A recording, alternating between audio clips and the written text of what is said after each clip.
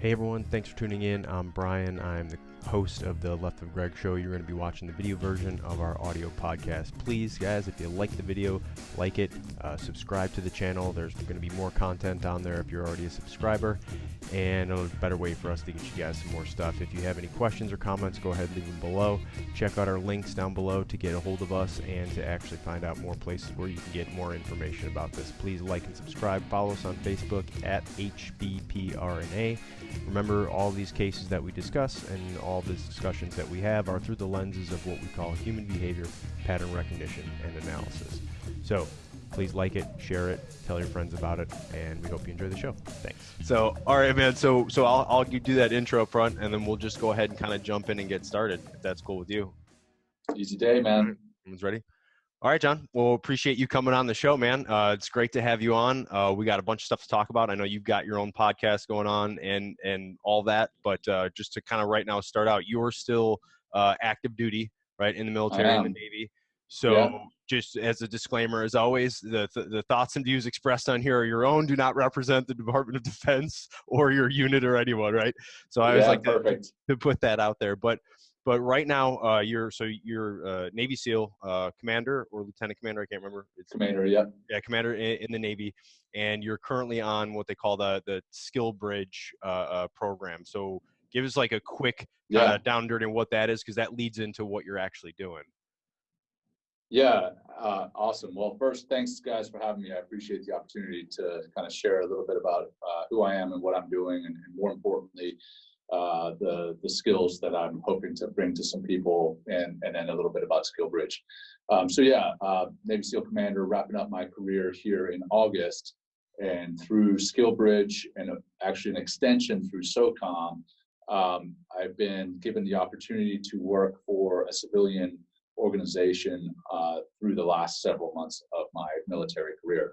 So DoD has a program called DoD Skill Bridge, under which each one of the services has their little particular requirements.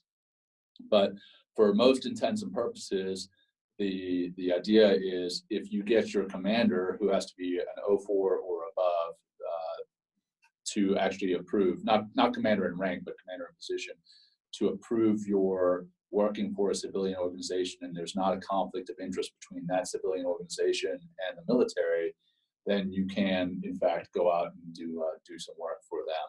There's just there's some paperwork that has to be filed, but for the most part, it's one of the easiest things I've done in the military as far as bureaucratic red tape. There was hardly any, so I was surprised. Yeah, I'm doing an internship with a nonprofit called Veterans Path. And in Veterans Path, we are introducing vets to mindfulness and meditation. That's awesome. So let's just kind of jump right into that. And we've got other folks on here on that Skill Bridge program. I think it's a really cool concept. Finally, the DoD is taking responsibility that we need to set guys up for success, not just boot them out, like coming back off a deployment and then 2 days later they're out the door. They don't even have all their kit turned in yet. Yeah, absolutely. Yep. And quickly, John, coming from a former military and former police background, I can tell you that this is a fantastic thing to learn about. And everybody that we've talked about said that that transition time was well worth it. I can give you an example. Shell and I decided, okay, our CEO was also a copper back in metropolitan Detroit. And we decided, okay, we're going to pop yellow smoke. This is the end of our careers. What we're going to do is go out with grace. So we had everything that was planned, turned in all our gear, everything. And that was our last night on the road. And we had an incredible night on the road. And it was really, emotion-inducing moment. And so we leave, we have our stuff in the car. We're completely checked out, signed out. And I go, I got to run back in. I can't remember what it was, but on the second floor, I had to go up to the DB and drop something off. So I come by the front desk, and the guy at the front desk goes, "Can I help you?" And you're sitting there thinking, I sweated for you, I bled for you, I killed for you, I died for you, all these other emotions. And here this kid that's still on FTO has no idea who I am. And it's like behind the velvet ropes, pal. And that's crushing. That the emotional severity of that laser hitting you.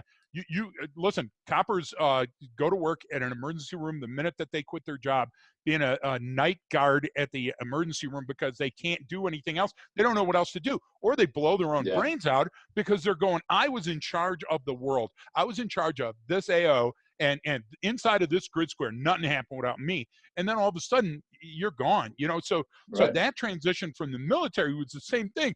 When you're talking about ETS, Brian and I were talking about the other day, talking about ETS, and I got a ringing in my ears from the explosions and stuff, and the guy goes, you still got that ringing in your ears, you're going to be in a couple more days because we got to get that checked out, or you can leave on this bus right now. And we're like, see ya. So Yeah. that dichotomous signal that you're getting, Yeah. you in a position because you were an enlisted and an officer, and then all of a Right. sudden get kicked out.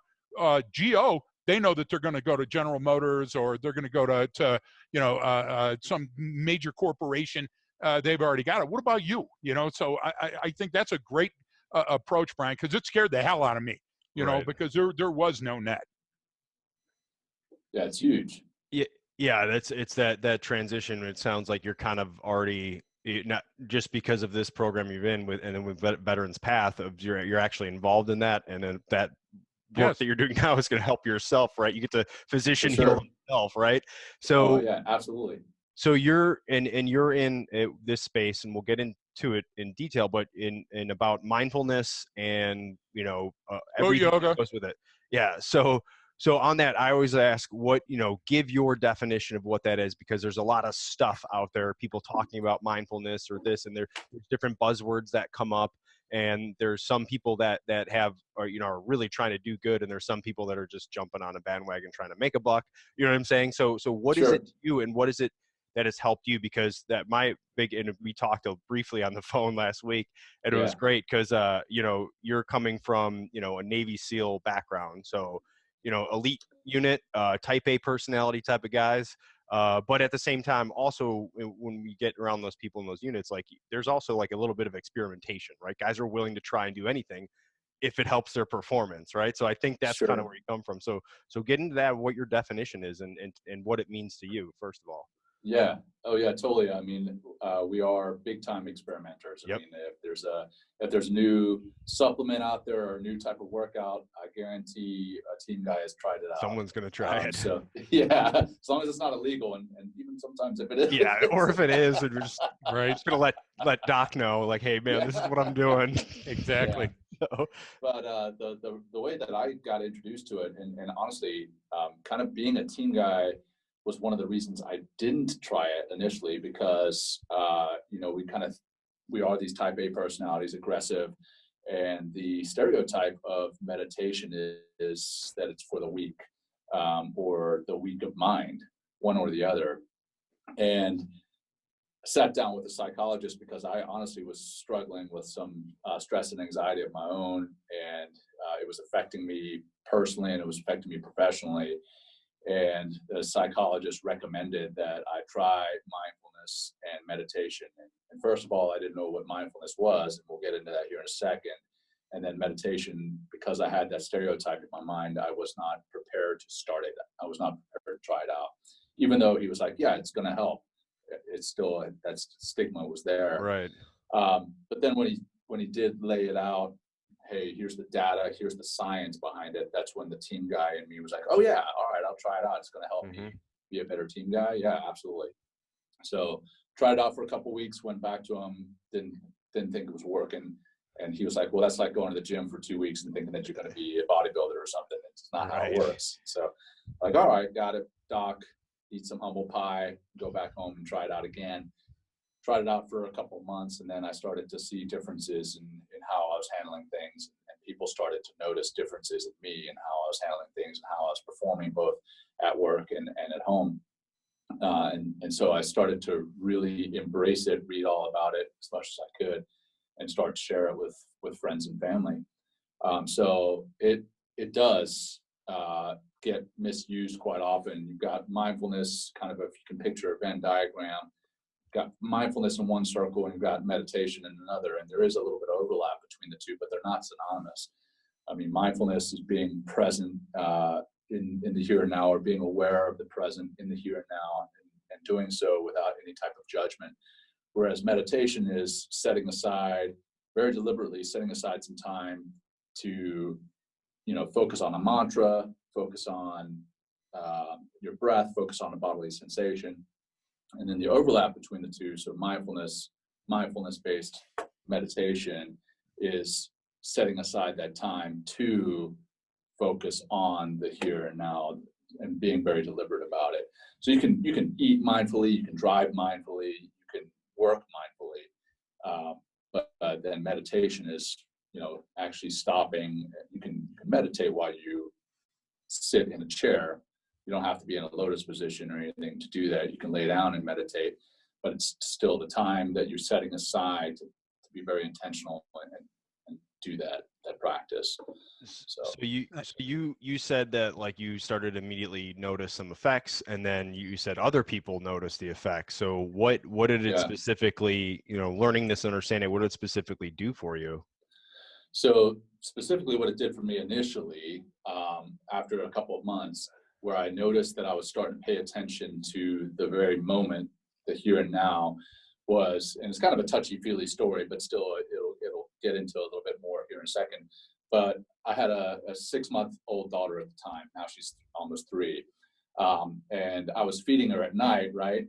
And when I was feeding her, I was thinking about the next day and kind of having some anxiety about the next day, or I was worried about something that I screwed up the day before or whatever. And I wasn't paying attention to the little girl that was right there in my hands. And after practicing mindfulness and meditation for a couple of months, when I was feeding my little girl, I realized I was focused on my little girl and nothing else, like how special she was in that very moment. So yeah, sure, that's a little touchy-feely story. But where things kind of got better at work is I was far more productive, more focused. I wasn't anxious when somebody brought me something that was like, hey, I need this by such and such deadline. I was like, okay, yeah, got it. Boom. I'll take it on, take it for action. And I was able to do that. I was able to sleep better at night, which once I was sleeping better, I was able to perform better physically. So getting back into the gym. So it really kind of, the human performance circle, it really filled out that circle. I was able to perform better in all realms. So yeah, it helped tremendously. Now we're all about human behavior, but I got to ask you an emotional content question. First of all, for our viewers and listeners, both of them that hopefully are off work today and listening to us while they're watching the Game Show Network, the idea is this. People that don't know Jon, he's from L.A., lower L.A., the Louisiana one. But the idea, how is it that you were tip of the spear, tier 1, and now all of a sudden you switch channels and you're a goat yoga doing, granola eating, patchouli wearing. I mean, listen, most of the people that tune into our broadcast, we've got people from everywhere, but a lot of them are coppers or first responders or LE or military guys, and a lot of them are from the teams. How is it that you didn't get choked out and have to tap out when you come in? You got to agree that that's a novel thing, right? I mean, yeah. I bet you got some grief for that. Is that a fair statement? Well, you know, it's surprisingly, I didn't get near the grief that I thought I was going to get. So, and that initially was where I wasn't sharing what I was doing. So I was practicing at home, right? For lack of a better term, kind of in secret, in the closet, if you will, right? That's great. I was in the meditation closet, and then my performance started to improve, and people saw that I was, you know, I didn't have the black rings under my eyes, and people came up to me. They're like, "Hey, man, what are you doing differently?" And at first, I was like, "Well, I'm eating better. I'm working out," and I was doing that. But it was because I was meditating, and eventually, I was like, "Okay, well, I'll tell you, man, I'm meditating," and I was a little embarrassed, quite frankly, initially, and I thought I was going to get laughed out of the freaking room, and all the people that I told after that were like, "Oh yeah, really? Tell me, how did you get introduced to that? Tell me more about it." Yeah. And the reception was completely different than what I had anticipated. And it goes back to what Brian was talking about, is people are willing to hear about something that is going to help their performance. Yeah, and once I said, "Hey, it's helped me perform better and feel better," rather than, "Hey, it's just me being a granola eater," then guys were willing to listen. And right. Not just willing to listen, but wanted to hear more. And so, man, the reception has been phenomenal.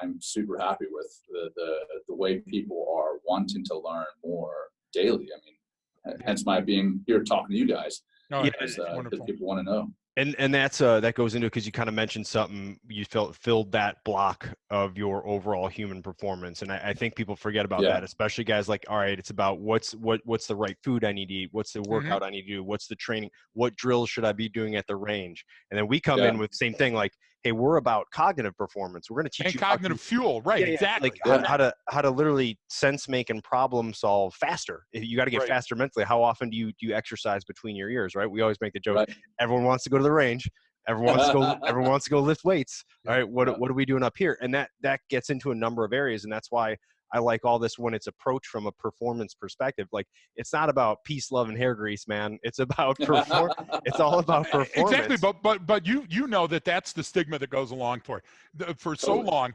One of the things that fed coppers having heart attacks and people from high stress jobs blowing their brains out was that you had to close the bar. You had to be the last person that was there. At off duty roll call, you were chugging the White Horse bourbon, and everybody was coming up to you and you were lighting it on fire and making smoke rings come out of your ears. You had to be that person. You had to be tougher, stronger, faster, be at the gym the next day, and none of this stuff was bothering you, and get a tattoo inside of your lower lip.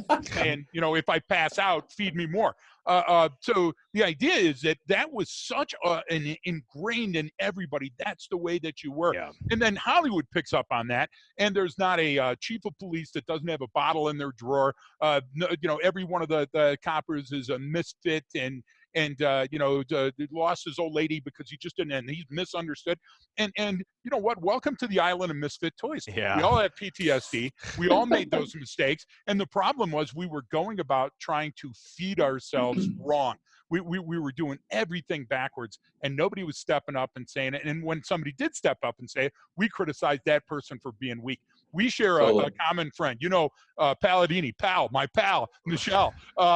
He thinks he's so clever for coming up with, she's my pal. I'm the only one that ever came up with that. That, by God, is copywritten somewhere. And Marin, I believe it, so that's all that matters. But the idea is Marin is so cool, and Marin gets her to come on and pod. And the idea was that I'm sitting there as an old soldier, an old copper.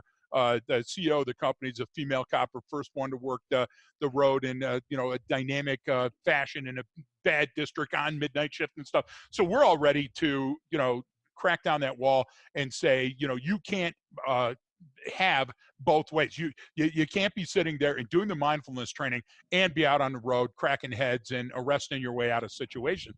And the great thing was she disabused you right away. And the first couple of minutes, she's like, you're not going to be arresting your way out of this problem. This is a thinking man's game. This is how we do it. And it was wonderful. It was a wonderful pod, a wonderful person. I started listening to some of your pods, and a lot of them are formulaic, and that's not an insult, but everybody comes on and they got a script, and they want to read their script, and they want to promote their book. Andy Reid's Deliberate Discomfort. We get it. Okay, we love the book. It's a great thing. The same thing with Petard. You get what I'm saying? With Petard and Wes Bryant, they're great guys, but they're trying to sell a book. So with you, John, the idea that we wanted to come on is like November was Resilience Month. January and all Greg, of Greg, hold up. Yeah, you're so we can still hear you, John. Are you there? He froze for a second on mine. Yeah, it's all right.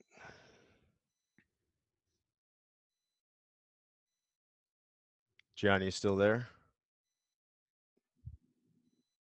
Yep. Did he come back? No. My screen moved for a second. Oh yeah, he'll probably come back in. There he is. Yeah. Back on. Yeah. So you were talking about Andy Reid's. Oh yeah. So him and Petard and all those other guys that come on pods, their primary focus is to sell their book or promote their program, which is great, and we're all for that. But the idea is, the bottom line is, November was our Resilience Month. December and January we devote to suicide intervention and prevention, and we all lost a lot of friends doing that. Friday everybody wear red, so we remember everybody to play. Yeah. Well, frankly, the calendar gets full, and if we're going to devote our time, we want to have people know when they're on the X, be able to move off of the bubble, be able to move that bubble forward. And the way that we've devoted our lives to do that is human performance, human behavior pattern recognition analysis. is a laser and a flashlight that doesn't just go out, it comes back. You got to look in the mirror and go, hey, am I ready for the day? Am I ready for command? You know that as a commander, you know that you wanted to take every reign and you wanted to do everything on your own. You never wanted to delegate. You wanted to stay up the entire time, right? So when you were deployed, hey, I'm not going to sleep because I have to be there to make those command decisions. How did you slow down enough? I mean, what was it? Because there's always one of these cataclysmic moments. What happened in your life other than just the baby, which is a great story? I'm crying here with that, but there's other stuff that comes up. When do you know that you're at that limit? When that that's what I was gonna say. When was it for you that hit? You're like, hey, I got to do something. Maybe this is the answer. That epiphany moment, you know? Yeah. Well, man, this could be a long podcast if I get too much into it. All right, buddy. Go for it. We got time. Yeah. In all honesty, I never got the opportunity to command a SEAL team. I commanded a platoon. I commanded men on the battlefield, but I never commanded the full team. And we'll get real personal real quick here, but the reason that happened was my sister was married to a guy that ended up beating up on her. And I called the guy and basically I was going to tell him, hey man, you lay another hand on my sister and I'm going to hurt you. In not those words. No. And so he didn't answer because he saw who it was that was calling. So I took it upon myself to send him some texts using some colorful language, telling them basically what I just told you guys. And in all honesty, I got in a little trouble for it. I got brought up on electronic harassment charges. Jesus. And the scale of justice or whatever it's called didn't serve the way that I thought it would. Yeah. And luckily he's gone. He's out of the picture. Good. But because he had rung this law bell and brought me into under charges. Jesus. The Navy got involved and NCIS got involved. Yep. And they like swabbed my cheeks and like took mug shots and treated me like a complete criminal. Anyway, long story short, that prevented me from leading in command as a commander. So that was one of the things that I really struggled with. I was pissed at myself for being stupid. I was pissed at the situation. Yeah. I was pissed at a lot of things. And that's one of the times that I was actually talking with the psychologists. And that's what introduced me to meditation. So in all honesty, if I had gotten a chance to lead a team, I don't know that I would have found this, or at least not when I did. Right. So the guys who do find it, I mean, and I've spoken with several team guys, both on the enlisted side and the officer side, who do in fact practice meditation. But the fact that they found it while they were operational is unbelievable, because they, like you mentioned, that there's just no time to stop. Right. But now that I'm on this side, I am talking to those guys, and look, it does help you to become a better operator. It does help you to be a better thinker on the battlefield. People are like, well, why would you want to teach this to military folks? You're going to make them better killers. Yeah.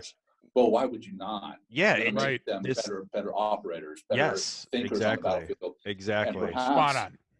Yeah, and perhaps because they're thinking more clearly, they don't shoot when they shouldn't have to. Right. And that's what we're all about too. You can psychologically de-escalate, because part of the junk you're bringing is that your cup is full. You know, so you're going in there and you have to contend with your stuff and the stuff that you're seeing. And if you're can't process already redlining.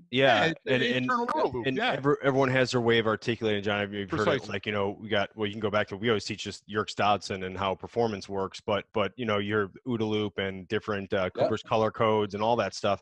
But when we always like to give everyone's got a cup. Right, you're holding the cup, and maybe because of your experiences in training, and your cup is larger than everyone else's. But do we ever walk around with that empty? No, we fill it up with whatever we got going on in our life, and if it becomes full, like it's going to spill over. Something's going to get added in there, and it's going to spill over on whatever that situation is. Exactly. Yeah. And first of all, too, like I appreciate you sharing that story, man, because like Absolutely I'm transparent. literally getting angry just thinking about that. Because I get it, man. Like I had that issue too years ago, where like I didn't know I had anger issues, and we were working actually on How penalty. could you not know you Exactly. So for 5 minutes? so I would be like, that we were working around with these big brain behavioral scientist folks who are awesome people doing this human performance testing out on Camp Pendleton of like, different training scenarios and doing cortisol tests and how do you inoculate Yeah. and how do you do all this. So it's really cool stuff. And they were awesome people. And I was one of the people running the teams through the training. And so I was like that buffer for them or filter to be like, hey, would this make sense? What does this mean? And I'd be like, no, or they're not going to get, or that's not going to get you what you want. Do it this way. So I had a Yeah. really cool job. But I would always talk to them about stuff. And one of the things was, I was like, yeah, so I have some of those issues that came up about anger. Something was like, yeah, the other night this guy said something, man, and I just like all I could think about was just caving his face in. I wanted to bounce it off the bar. I go, but I didn't. I took a breath. I walked out. I went home and just sat on my couch and had some bourbon. And they were like, okay, Brian, Ding. Exactly. you have horrible anger issues. I was like, no, I didn't do anything. I didn't do anything though. I de-escalated. I went home. They're like, yeah, you realize that situation did not warrant you getting that angry. And I was like, I never looked at it that way. No, And it and was just you know that what? epiphany moment, like, oh, so you're saying I'm the problem. Got So, it. Got it. The other All right. page, the obverse of that coin is very simple. Conducting interviews with homicide suspects on the street, and somebody will tell you these guys aren't going to talk to you. They're the toughest street gang in this AO. You're never going to be able to get anything out of them. And it's the same when you go to every place I've ever been in the world. It's all the same. But everybody's got their story about this nut you're not going to be able to crack. You get them into the room. You let them look at the door. You tell them they got the key to the city in their pocket or they're going to jail for the rest of their life. And it's Tommy was there and Billy was there and everybody, tells everything, no matter who they are. And the funniest thing about is the higher up you go in the organizational chart in the military and the coppers, they have this facade and they say, I'm not telling shit to anybody. I am not going to share with you my moments with my children or with my family or with my wife. We sit down with them for 5 minutes. You turn the podcast on, and they're going, so I buried a guy in the desert. And then when I was coming up, and the great thing is about it, why? Because we feel a kindred spirit in certain groups that we go into, and we feel like we can share with them. In the first couple of minutes talking to somebody, okay, this is safe. I'm now in that safe area, and I can talk about those things. And it really feels good to talk about that stuff that you've had bottled up your whole career. And you think, hey, I'm going to go up in front of the judge and I'm going to wear my blues. I'm going to have a, get out of jail free card. I'm going to do this. And you know what? Pendulum swings, not so much anymore. And the other thing is you're thinking about what you did. Hey, what you did was a low calorie intervention that 20 years ago, somebody would have said, why didn't you take a 2-pound sledge weight and go visit this guy, right? Okay. Right. But that's now thing, that's like, just not the way things are anymore. And so all of a sudden your career's in jeopardy. And you know what your career is? Your career is being a teacher and being a mentor to other people that are going around the world killing bad guys. It's like we lost sight of that. So when we talk mindfulness, there's no difference between mindfulness and situational awareness.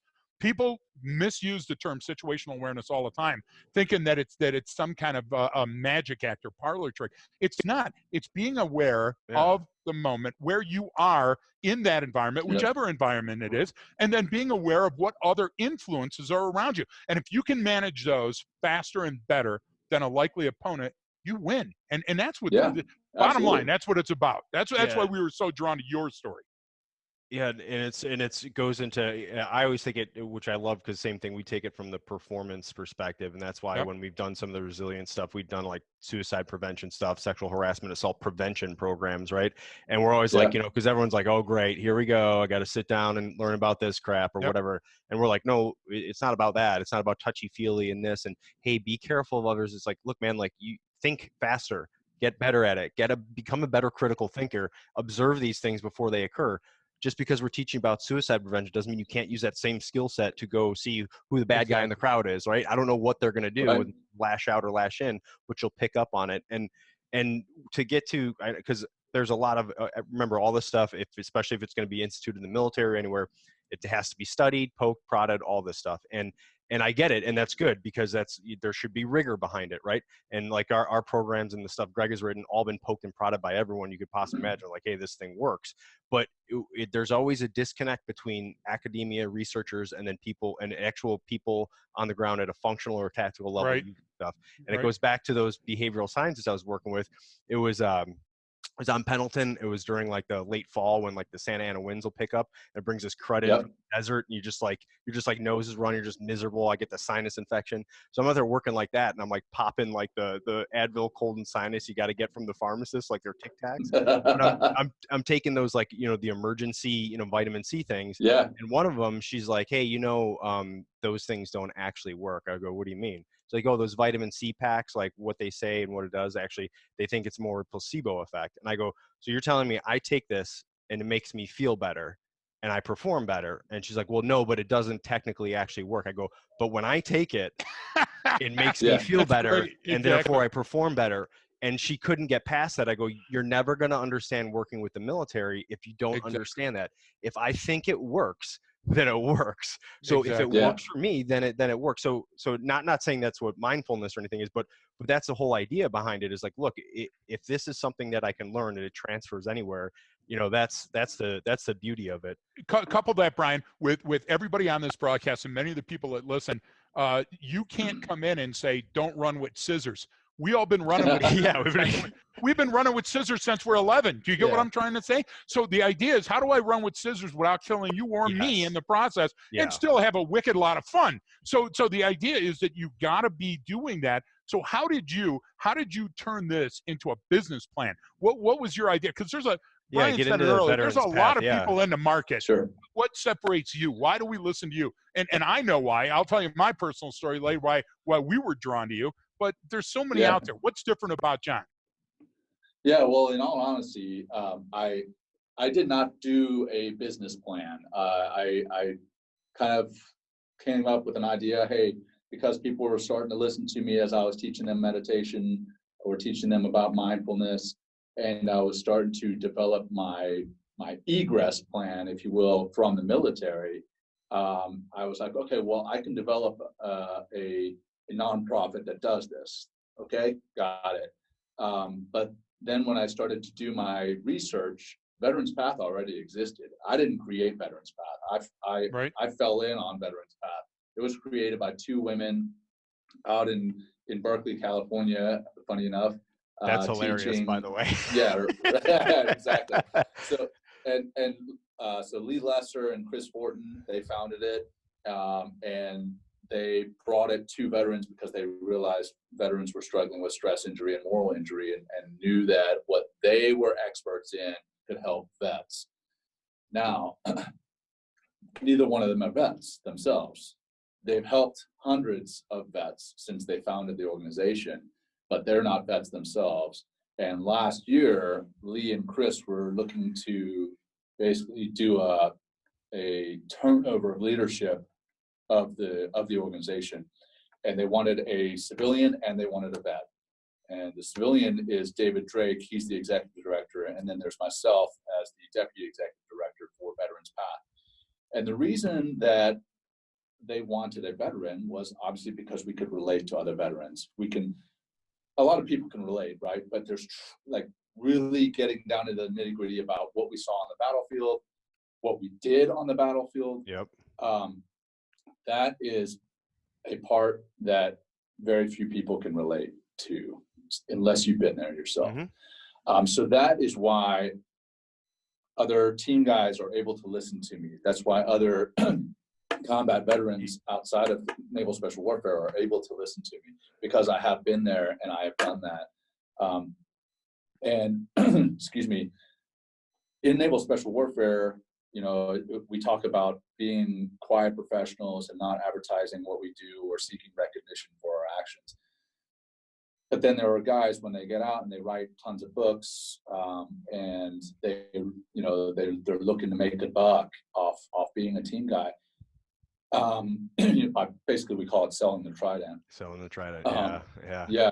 And yes, I do have on my LinkedIn and on different broadcasts or podcasts that I've been on, it does say Navy SEAL Commander. but I'm not doing it to make a buck.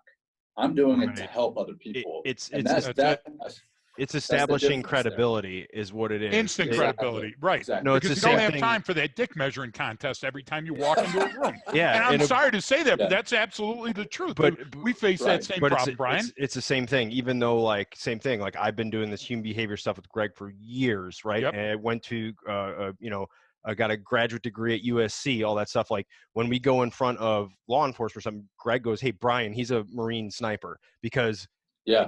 that other stuff they don't understand. But they say Right. that, I go, "Hey, with multiple combat tours, and then he did Yep. this overseas and this." They go, "Oh, okay." Like, it's just that, not to be, "Hey, look how cool I am," or "Look at all the places I've been." It's just, Yeah. if for some people they need to but in the academic, which is hilarious because we're always working with all kinds of big brain folks. If you don't have the degree, they're like, "Well, what have you done?" And You Greg's got the it. only one. Like, I've written programs that All the there's programs that actually you're studies. teaching right now, I was the one that wrote them. And they There's go, "Yeah, studies. but you're self-taught and you're not a PhD, and we're PhDs." Yeah, And you got to get past that. But you have to. Yeah, you're so right to be able to come in that way. Just briefly, we know a lot of the same people. We ran in a lot of the same areas, and Right. the way that I think about it is quite simply this. I'm impressed anytime that I meet a SEAL or a Ranger or a Delta or any of those other guys. Thanks for your service. You've done the world a great service. Now you come out and you have a company, and generally the company has something to do with your own name. That's all good too, because there's a recognition and a branding that's got to go with it. But if you can do the skill, but you can't transfer the skill, then I'm not impressed. Because you're Yeah. supposed to be able to do the skill. You're supposed to be able to do the one-arm chin-ups and throw the grenades into the room. And so we encounter these guys on the road all the time, yeah. and they're all in the same space, and we have no competition. There's no competition for what we do, because there's only Greg trained and non-Greg trained. And the non-Greg trained, you might as well save your money. You get what I'm saying? But the idea is that we run into SEALs and we run into special operators and coppers all the time, and they can talk the talk, but they can't walk the talk. And the idea is, you're not trying to go out there and say, "Look what I've done." You're trying to go out there and say, "You can do look this. at what you can do. You Yeah, can do this." yeah. Look how, Exactly. and that's what we were so impressed with when we saw you and Palladini and Tom Lake and a lot of the other people that we run into. They have the ability to sit down and go, when I go into a room, I go, "I'm nobody. I've never been anywhere, and I've never done anything." Now, and then I love start that. the class. We never have a beginning of Yeah. a class. We just start talking. And I tell them at the first break, if we're not what we sold you, then roll our asses out of here and we'll refund your money. The idea is that we're not trying to hype you. We're trying to increase your human performance. Why? Because we're all in this bubble together. And guess what? Yeah. The way to lock off criminals and terrorists is, like, you know it too, because you've been in every military base in the world. We only been to 53 damn countries, and everybody's got the same thing. If you see something, say something. But nobody has the architecture. So what you're doing is you're creating an architecture not for defense and security, but for being able to harden yourself as a target and harden this cognitively, improve Yeah. performance, so you don't hang yourself in the flipping basement. And there's a great appeal to that. More law enforcement people are killing themselves than are being killed by bad guys. Yeah. More people that are coming out of the military are doing the same thing. Why? Because when you got nothing to lose. Yeah. And this is something. This is something other than drinking in a dingy bar or playing darts with the gutter rats that got you in trouble in the first place. And this is an amazing thing. It's low calorie, doesn't cost a lot of money. John, tell us what's an average thing. How do you get into that? Tell us, more about the actual veterans. Yeah, path, please. 'cause I know PATH actually stands for something and everything, Yeah. right? So Sure. just get into how it Thank- works. Yeah. So Veterans Path, PATH, stands for Peace, Acceptance, Transformation, and Honor. That's what we want to give veterans, great. that peace, acceptance, transformation, and honor. And we typically do that through teaching either 1-day, 3-day, or 5-day retreats. And those retreats have in the past been in California, around the San Francisco area, down into Monterey area, kind of Carmel Valley. We've done some in Tennessee. Those are most likely going to go away. We're looking to grow some in Colorado Springs, in or around Colorado. Yeah, so that's where I'll be moving when I retire, is Colorado Springs, and that's where Veterans Got a place Path for you right here at Rogue Manor West, buddy. Right here. There you go. Open up the car right behind me. Perfect. Yeah, and then we've got some retreats planned for in the next coming months here in Virginia Beach area. That's great. Yeah, so what it costs for the veterans is this: zero. but Nice. we are a nonprofit. The only thing that the veterans pay is to get to the retreats, and That's then we cover the cost of the retreats through fundraising and donations. So, if your listeners are looking to donate, Yeah. check us out online, and we'd love to take your money and apply it to the vets. I'll definitely put up the link. We're going to tell everybody. We're going to tell everybody we know. And so awesome. So do you get, like, what's the overall kind of vision here, is just to kind of grow this, to get more involved, to build that community, build that tribe of what you're doing? Because there's a lot of people who are either looking for something or want to get involved or are involved, and it's like there's so much out there right now that it surprises me every time. Just going, like, more people want to do something and help than 10 years ago or even 5 years ago. It's just everyone's kind of getting on board with this. So what is the overall idea here, and what do you guys need as an organization? So a couple of things. Right now, we are currently serving stress injured and mortally injured veterans. And when I say the word veterans, I mean people who have hung up the uniform. They're no longer in uniform. We are needing and wanting to change that to where we serve that same population, but grow scale to where we can offer it to transitioning service members. Because as you mentioned, suicide amongst law enforcement officers or law enforcement and suicide amongst the military, that's a problem. Yeah. Well, the suicide amongst veterans, after they've hung up that uniform, the chance of them committing suicide actually goes up. And we believe that it's because the stress of transition and then the feeling that they have lost a piece of their identity, they've lost their mission, they've lost their purpose when they get out. And we want to build their resilience in that transition phase. So we are working to do a strategic pivot, partner with other nonprofits, and partner with the VA and with the Transition Assistance Program to bring this to military as they're transitioning. Because if we're talking about working with stress injured military veterans, well, hell, we're all in one way or another dealing with stress, dealing with anxiety. I mean, there are unique stresses and anxieties that come with being a military member, and there's definitely unique ones that come with a transition. And we want to enable them to kind of tap into these tools, give them the proverbial extra tool in the tool bag that is going to enable them to be more resilient through that process. So what do we need for that? We need money. Right. So yeah, if there are people listening, we are online at veteranspath.org/donate. And that's how they can give back, or by listening to the podcast and just hitting support on the podcast. The podcast is named Veterans Path, and that's just me interviewing alums of our program or high-performing individuals who have used meditation and mindfulness. The intent there is to break down those stigmas that we've talked about through this show. So yeah, you've had some really, really cool people on Veterans Path. So I listened to the one with Josh. Just finished up over the weekend. I got to get you put me in contact with him, so I got to get in touch with him. Yeah, he's awesome. Super interesting guy. Him and I have a lot of parallels, a lot of random weird things in life that I'm like, oh man, I know exactly what. I knew it. I knew you guys would. He like totally, like everything he talked about. I was like, yep, I've made that decision before. I've said that before. Yep, I know where this guy's going. But super cool stuff on there, and you're dealing with all, elite performers, we'll put it that way. It's a general term, whatever. Elite unit, elite guys, top in their game. And I don't want anyone listening to get away from the fact that it's like, oh, that's just for these high performing individuals. Like, and I've also seen a lot of people who don't realize that they are very high performing individuals, folks in especially like law enforcement, first responders, people who work in like ERs, like any high stress job. Like, you're at a level now, if you've been doing it for a while and you have a really good team that you work with, like, you're actually in that same category. So all of these tools can help you out, or anyone out as well. And I like too how you're focusing on, during that transition time, because that's huge. Because if you don't have that skill set developed, and then you're out and you're trying to figure stuff out, and you have nothing to fall back on, right? So that's why, like, that's always been my biggest thing. I've told people, we got all kinds of the big brain smart folks who work up in Pentagon and write reports and white papers and all that stuff.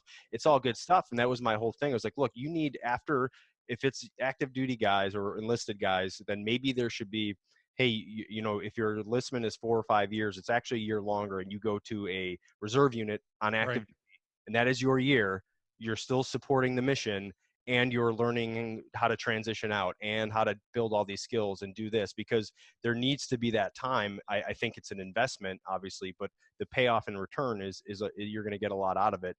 Less Oh, suicide, yeah. less healthcare costs for veterans. There's all kinds Right. of that you're going to get out of this stuff. And I think now with different, like, especially like even law enforcement agencies that have wellness programs right now, that's starting to develop where they're actually getting like even it took a long time for the Border Patrol when we were working with them a couple of years ago, like, hey, we finally got it to where we have an extra hour now a day that we're paid for, that we can go to the gym that they built for us, right? Yep. So Nice. their PT is included, because now they're saying, oh, well, yeah, we got to get these guys in really good shape, because this is going to beat them up over the years, and it's going to be missed days at work. It's going to be Exactly. a healthcare cost. It's going to be this. So this all ties into it, and all this mental performance stuff is finally people are talking about it and coming up with a process on how to do it and how to relate it to people. I think it's really awesome that what you're doing with it and where it all fits in with just performance. Yeah. It's got to be a paradigm shift too, though. And John, don't think that I passed over that comment that you said. If anybody is listening, make sure that you know how to click on that. I really appreciate that. It made Thanks, me feel John. good for the two homeless guys that have a transistor radio in their hut. But the bastards. But the idea is that you're talking about a gosh darn paradigm shift.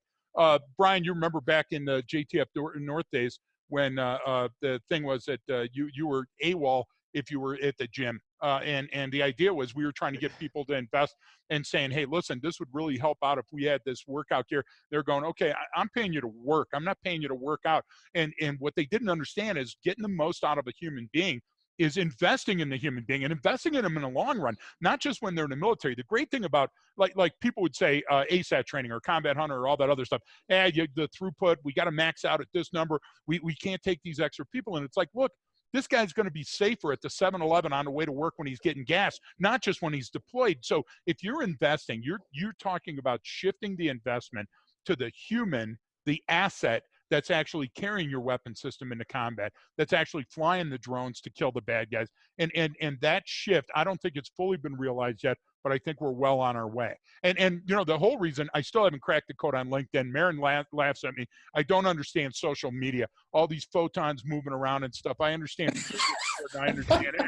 But on LinkedIn, everybody's trying to sell something, and no offense, because I'm going to get knocked off of LinkedIn now, but most of it's garbage, most of it's hyperbole, most of it's trash. And when you're talking about, hey, listen, I want to get this vet to a better place, I want to bring them out of that closet, out of the darkness, and show them that there's a path that they can contribute to their own wellness. Oh my God, that's an amazing thing. And you just don't see it enough. You sure don't see it on the evening news. I hope we get back to that. And every time that I see something training, I endorse it. I don't understand, but there's a little thumbs up hand. I'm hitting the hell out of that thumbs up hand, trying to endorse anybody that's doing anything for our vets that's useful. And I'll tell you what, I would never give a person a handout, but I'll give you a hand up. And this is what this program's all about, is you're allowing people to achieve the greatness that's within them. That, to me, that's an amazing thing. So thank you for that, and all the other stuff that you're doing, and your service to the country. I hope the scales will fall from their eyes and they'll see that.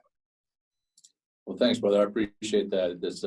It's great to have people like yourself and programs like this that are out there to support organizations like Veterans Path, and then thank you for your comments and your support for my service. I appreciate that. It's been an honor to serve alongside some of the best men and women this country has to offer. Absolutely. And I would never trade it for anything.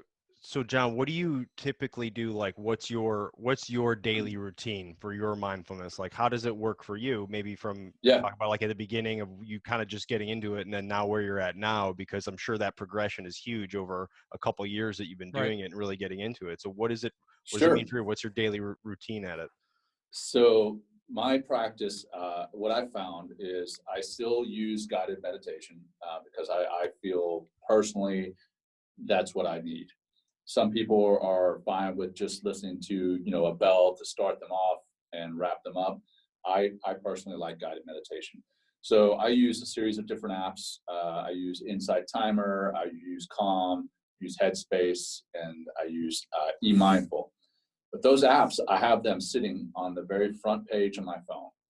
And the reason I have that is if they're sitting anywhere else, and I have all my notifications and everything turned off. So if those apps are sitting anywhere else besides the front page, when I go and get my phone in the morning to meditate, to those guided meditations, I turn on my phone and there's my email and there's notifications from my email and social media.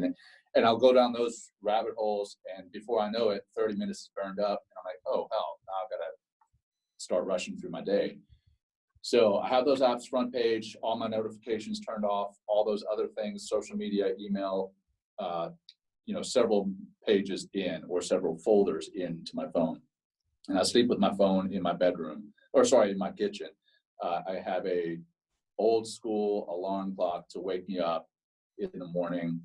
I wake up, go do my deeds, use the bathroom and everything. And then I go through the kitchen, sit down in my living room I'm not very flexible anymore. So I sit in a chair and I meditate to a guided meditation on one of those apps.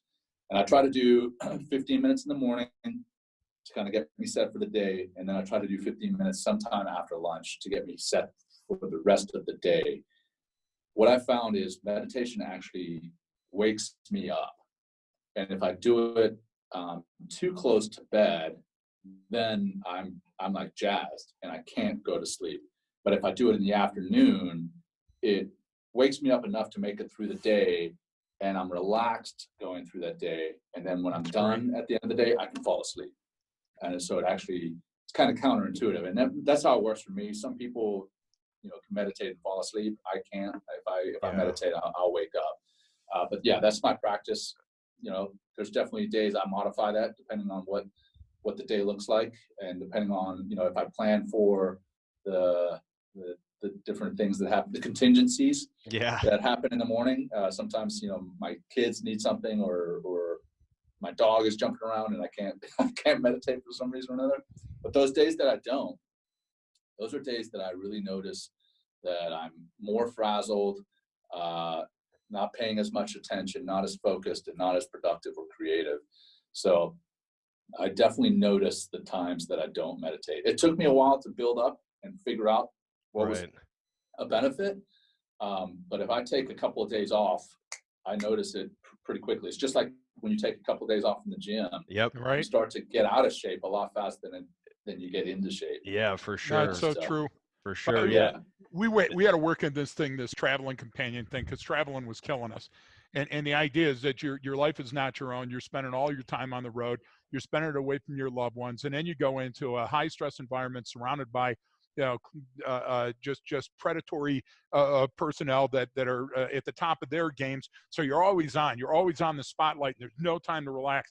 And the idea is that Brian and I made this, and obviously when Shelly and Martin are with us on the road, we made this pact. Okay, listen, we're going to take care of each other. We're going to make sure that we're good to each other when we're traveling.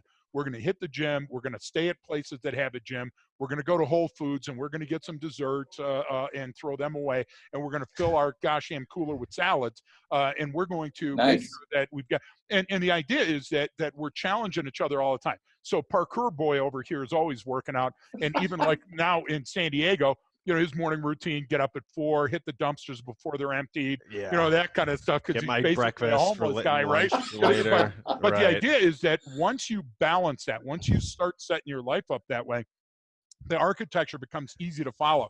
So Shelly, my little drill instructor, the CEO of our company, she's switched on all the time. So 4 a.m., she's up, second pot of coffee, let's do this. Well, that's killing me. So what I got to do is I got to find a way to decompress. So I got the bathroom book, a technical book that I go in and I read a couple of pages, whether I want to or not.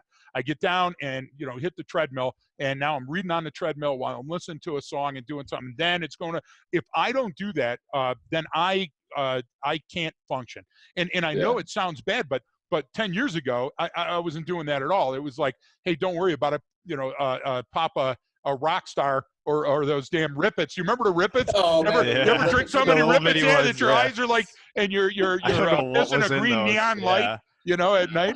But so I love that you learn to thrive and be who you are, because the problem is that the road becomes you. Your last mission, your mission set becomes you, and you become it, and so it's not healthy. It's just not healthy in the long run. It's Yeah. yeah. There's it's the same way. It's like I got to tell my wife this too. It's like the whole, hey man, hey physician, heal thyself. Like you have to focus on yourself first before you can help anyone else, right? Before you're going to Absolutely. get going. Like if you're not good, and I always give the analogy. What do they say on the airplane? If the masks come I use down, the man. same one, man. Yeah, it's I you. use You that put it same on who? You analogy. put it on yourself Yeah. first, and then Yeah. the child, then anyone else. Like Second part of that is problems don't get easier to solve at 30,000 feet. You know, yeah. so solve them But- before you get up there, right? But that goes into a lot of folks like who No, you're don't right have on. that military training of like TCCC of medical stuff. It's like, look, man, like you got to take care of yourself and then worry about other people. And like, no, that Yeah. person starts like, yeah, suppressive firepower first, and then we'll Yep. get to the bleeding people. And it's if people don't have that training or understand that concept. But I always do that, and it's like, and I know there's like I get up early just because I'm up early and I'm going to do it anyway, and that's what's going to happen. Well, the So I train just- comes by, rattles your tent, you know. So it rattles the cardboard box, Exactly. and then it gets me out. But same thing. It's I'd rather like it's actually funny how people are like, well, you know, you're getting less sleep. It's like, yeah, but that extra 15 or 30 minutes or 45 or an hour you have in the morning for yourself to focus on just you is far more, it's going to pay off for you greater than it is just laying there and hitting the snooze button or something. Because that's my wife. She's like, how are you so motivated to get up? I was like, whoa. This has nothing to do with motivation, and it's all about discipline. Thank God I have discipline, because otherwise, like when your alarm goes off at quarter to 5, you don't want to get out of bed. I was like, no, that's ridiculous. I want to get back under the covers. And she's like, why do you every day you do it though? I was like, yeah, I know, because I have to, because someone's gonna kill me if I don't. She's like, what? I was like, I'll get into that later. But I go back to the meditation stuff. I used to try. I tried that stuff before. It was years ago, but like, and it was hard for me because at first it was difficult. But then I'm like, so now it became a challenge. Now I'm like, no, I can do it. I'm going to meditate harder. It's like, well, that's not how it works. But I was telling you when we talked, I do the Wim Hof, the breathing stuff, and that will clear your mind. And you wake up in the morning and do that, and you're just like, and I'm moving. And we talk about like, because we get it into like the cold water stuff or cold exposure. And I was like, you asked me if I did. I was like, yeah, I try. I go out on the deck and do the Wim Hof breathing exercise, but it's only 48 degrees is the coldest it gets. So it's not really cold weather. And same thing with like the shower. I was like, oh, people take cold showers. I was like, yeah, I try. It doesn't get very cold out here. But there's those techniques, and it's more about the process of doing it and getting involved and just taking 10 minutes out of your day to focus on yourself in the morning. And once people see invest in you. The benefits of doing that every day, even just for a work week from Monday through Friday, if you get up 15 minutes early, you pound a bottle of cold water, and then you do a breathing exercise or a meditation exercise, you'd be amazed by the end of the week how different you feel. It's huge. It's huge, man. My wife, I love her to death. She is a high functioning person, high performing individual, but she gets up 15 minutes before she's out the door. And that's how she functions. Hey, whatever. I cannot do that, man. I need a couple of hours before I'm on the road, getting out and doing stuff. And you know, that entails getting some time in the gym, doing some meditation, maybe doing some journaling, and just clearing my head before the day starts. Man, that miracle morning, I need that before the day starts. Sure. So where do you, and this is the Mobius loop of Greg questions. My thing is, I know who I reach out for when I need help. I need help a lot. I'm a fragile little snowflake, and so I rely a lot. Honest to God, my ecosystem is like a Fabergé egg, and people have to hold gloves. It's like holding the Stanley Cup, you know. So constantly, I'm firing these daggers off at Marin, no matter where Marin is, and his little ass is on fire, running around. And he's got to call me and go, stop, you know. But I'm fully willing and able to leech off of my kids and my wife and my best friends, and take, because I need that sometimes, you know. But I'm always there if they need something too. Okay, anything that they need, nothing's out of bounds. You always got a place at Rogue Manor West. I'm always going to be on that phone. And what about you? What about JM? What do you see? How do you weather those tough days? Because they're not all wavy gravy and chili Palmer. Man, I love you guys. You guys crack me up. Yeah, no, my wife is my rock for most everything. That's great. But I have found that there are times when what I want to share, I have to share with a brother in arms. Yeah. And I've really noticed it here since I've been working with Veterans Path. I love the work that I do. It's still service in another way, so I'm Sure. still serving, but I'm not in uniform. But what I found was, because most of my work, when I'm not doing a retreat or working directly with Veterans Path, I'm working out of a co-working space. And I mean, that's where this podcast booth is that I'm talking to you guys from. But I'm not part of a team anymore. Yeah. And I just joined this group. It's the Honor Foundation. Oh Brian, yeah. you may be familiar with them. Yeah. Yeah. So I'm going through a cohort right now with the Honor Foundation. Nice. And Nice. yeah, it's great. And my wife was like, "Well, why do you need them?" I was like, "Well, I feel like I've lost my brotherhood, and this is a way for me to talk to people who are going through the same process as I am at the same time I am, and I'm able to talk with them about that." So I guess, Greg, to answer your question, my wife, for the most part, is who I lean on, but then there's certain things that are unique that I have to share with brothers. And my wife, she's former Navy. She was a physician assistant in the Navy, orthopedic physician assistant, and now she's an orthopedic physician assistant on the outside of the Navy. Nice. So when I talked to her about transition, she's like, "Transition was not that hard." Yeah. And I'm like, "Well, babe, How many people do you meet that you want to choke because they had it at hello, right? Yeah. Yeah. I'm like, your skills translated directly. Exactly. Like, there's only a small amount of things I can do, and it involves going to bad places and having guns. Like, you just step out and get hired, like with a great paying job, probably too. It's the exact same job. Yeah, that's hilarious. And quite honestly, I don't want to do the exact same job. Right. I've been doing the same job for 20 something years. Exactly. And I'm ready to do something different. So transition is stressful. So I am leaning on, as far as transition, I'm leaning on people who are going through transition, brothers and sisters. When I said brothers, brothers and sisters who are going through transition simultaneously. So that's awesome, man. Yeah, that's I'm familiar with the Honor Foundation, and I know he's also familiar with the 12-step program. But no, the Honor Foundation is doing great stuff. Yeah. That's really they wonderful. are. No, and that's we get it's finding that kind of tribe, that group again, and is tough. And I've done it. I've been fortunate enough that over the years, like, I got out of the Marine Corps a while ago, but then I continued working for the Marine Corps. Then I started doing some overseas contracting and doing this. And then you go down that rabbit hole, and now you're sitting in a country in the middle going like, starting a war in another country, going, how the hell did I get here? Like, what am I doing with my life? I need to, like, let's pull back the reins here a little bit.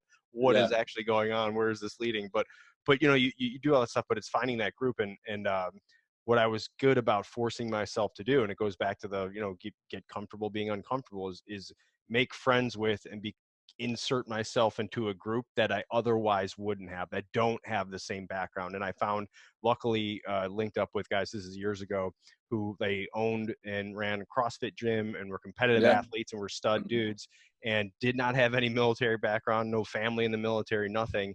But we used that link, and I became great friends with them and their family. They have, like, what I call, they're like normal human beings. So they don't live on the island of misfit toys. Look at all these normals I'm friend with. Right. I'm fitting in, you know what I mean? But like, it was that getting involved in that. But there always is that. There's when things get tough for me or got tough in those certain times, like, there's just certain things I'm never going to be able to talk to them about or relate to them about. And so I always kept that, still working with guys where, like, we're all prior military, that you can say and do anything. It's not going to be off limits. It's never going to be too far. In fact, the goal is to see how far you can take it. But that, I think that balance was important, because if you just stay in the camp of guys who are just talking like, we're still in the team, we're still doing this, like, your baseline for what normal society is gets shifted because you still think that's normal. You have to balance it with something else. Otherwise you're just going to be completely nuts. And like, Exactly. I that's one way, but yeah, it's finding that group or the way to fit in is like, it's weird. Even out here, like I had problems years ago where I was just like, dude, like I don't understand.